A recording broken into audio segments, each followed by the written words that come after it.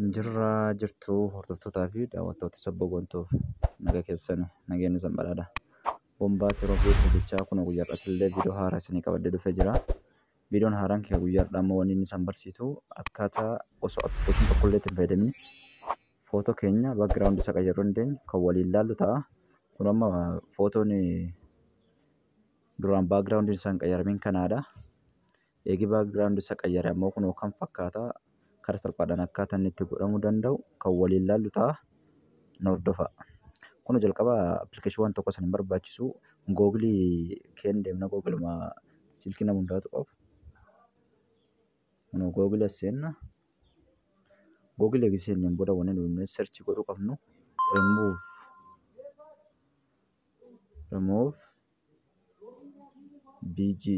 remove bg jennee akkanaatti search godhuu qabna. Websaayitii kanaa seenuu qabna. Search goonu. Kun achiin booda kun jalqaba irraa dhufe kan remove bg http remove bg jedhu kan jalqaba kan irraa tuquu qabna. Haatun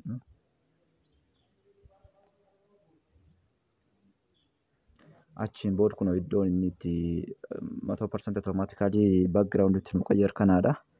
Kanaaf iddoo upload image itti kana tundee maantanaaf image itti fudhachuu qofaadha. Image itti fudhadhe sanitti agarsiisu upload image iddoo itti kanaa tolu. Achiin booda kun footoon ani qayyare sanitti agarsiisaa saniin jedhe kanaadha. Footoo kan sanitti agarsiisu. Kun footoon kun oriijinaaliin isaa kan ture. Orgaammoo remove baakgiraawundi ta'e maal akka fakkaatu waliin ilaallu. Kun kanaadha. Duraan oriijinaaliin kan ture amma eegammoo remove baakgiraawundi ta'e kanaadha jechuudha. Kan fakkaata. Kanaaf amma maal goona daawulood goona.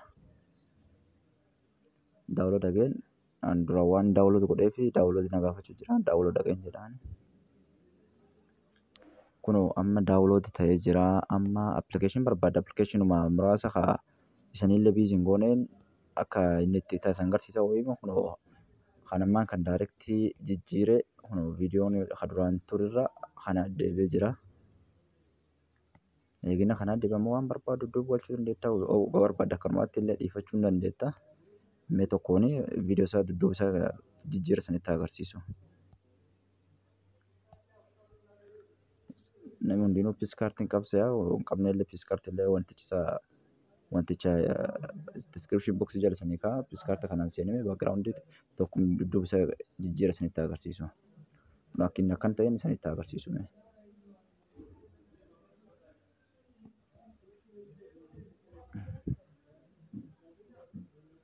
Kun jalqaba baakgiraawundicha wantichi kenna fudhanna. Baakgiraawundi kana akkasanitti tole fudhachuu dandeettan kan barbaaddan. An fakkeenyaaf ammaan kana fudhadhee sanitti agarsiisu. Next jedhaan erga next jedhee ammaa booda maal daawwannaan godhu footocha amman tana baakgiraawundi googileedhaan dudduuba balleessanii asii fudhachuu qaba. Footoon baakgiraawundi isa fudhadhe kanaadha. Kanaaf adda godha.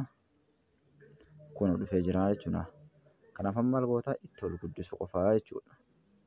Turgistee akka barbaaddeet itti guddiftee wanti itti godhachuu qofaadha. Irraa sirreessita akka dandeettu.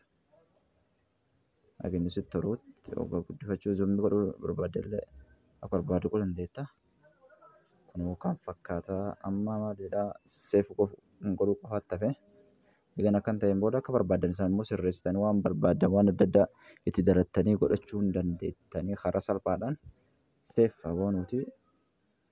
Seef godhuudhaaf ammas hin ta'e na gaafata. Seef to galar iddoo itti kana galar kan irraa seefatta. Achiin booda footoon keenya galarraan nu seefamee egaa 100% wantichi isa nuuf jijjiiramee jira jechuudha. Kun kanaadha. Kun footichi kiyyam karee fuduraanii suurrisuun kan fakkaataa dhaaraktii jijjiiramee jira jechuudha. Barnoota kaardhaa kana fakkaataa yoo isinitti tole like share subscribe godhaa nu jajjabeessaa isiniin jedha. Akka barnoota dhufu walitti deebinuutti naga kennu tura. Bye bye.